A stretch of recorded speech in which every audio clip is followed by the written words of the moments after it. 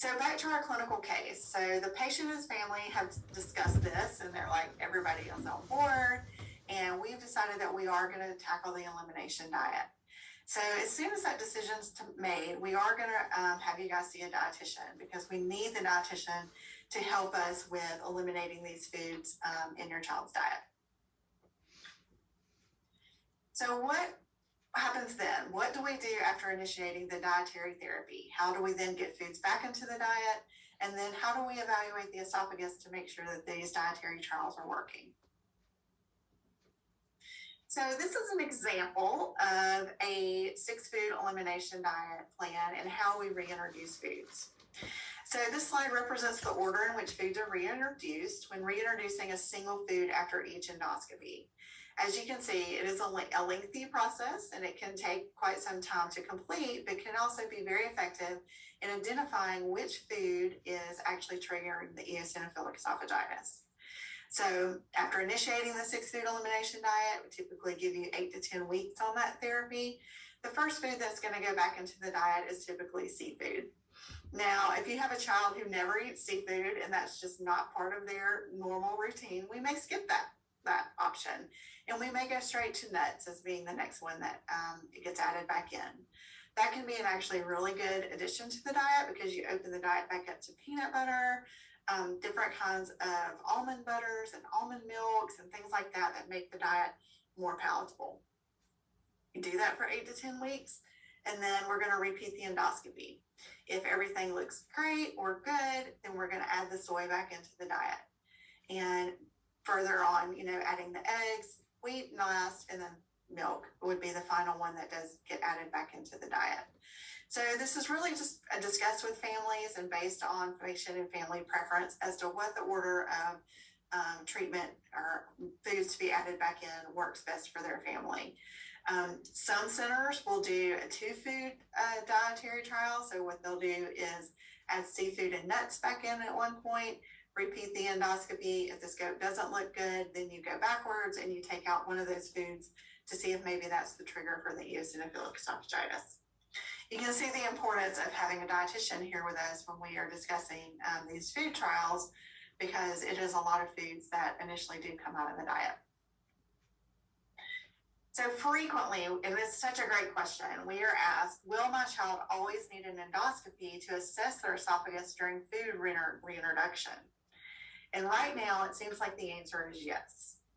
There are a lot of studies that show that there's a disconnect between symptoms and esophageal histology, meaning my child feels great, we've eliminated these foods, the symptoms are gone, but then if we repeat the endoscopy, those allergy cells may still be there, or vice versa. We're still having symptoms, things are not good, we repeat the endoscopy, and there's no eosinophils.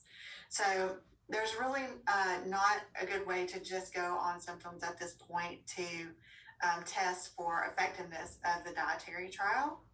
But stay tuned. There are many ways that are being introduced right now as minimally invasive testing that we can do to assess the esophagus without undergoing an endoscopy. So we'll talk about a few of those. So one of these is the esophageal string test. This is a string that is housed inside a small capsule. The patient swallows the capsule down, and by looking at the string under the microscope when it is removed, you can extract eosinophil byproducts, and they're examined underneath the microscope, and they show good correlation to standard eosinophilic biopsies.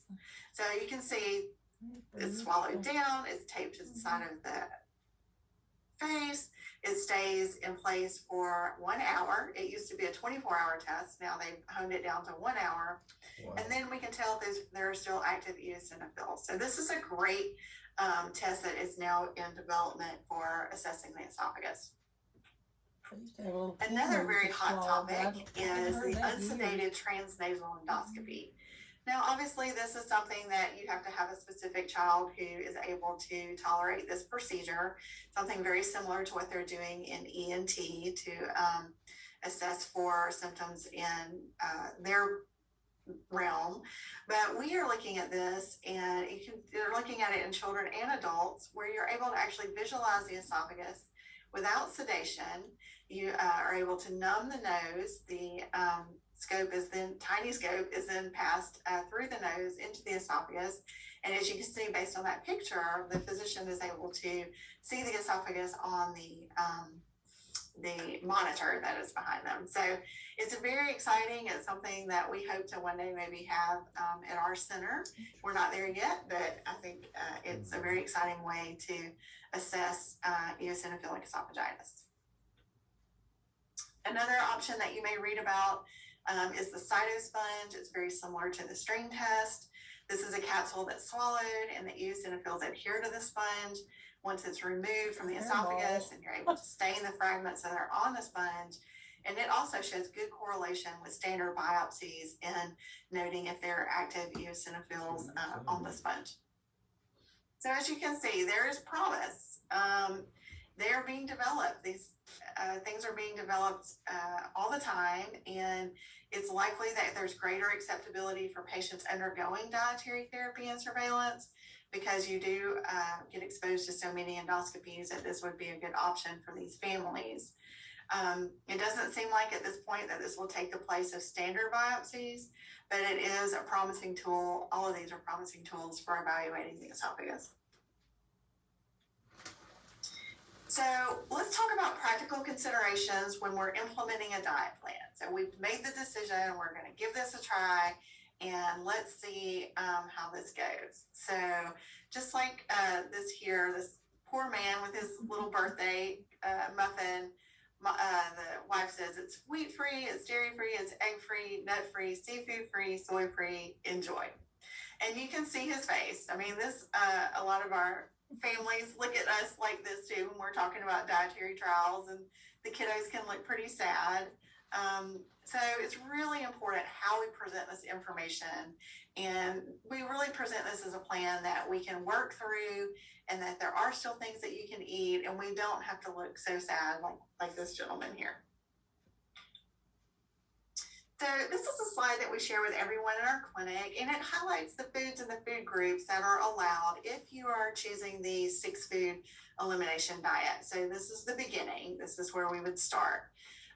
As you can see, a lot of whole foods, they're great options. You know, there's a lot of focus on meats other than seafood initially, whole fruits, whole vegetables, and there's even some sweet things on there that kids are able to have.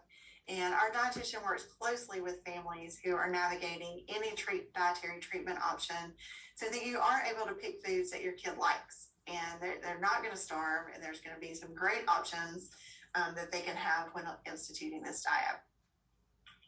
So here's an example of a 6-food elimination diet, and this is just an example of a healthy menu that you can have on this diet.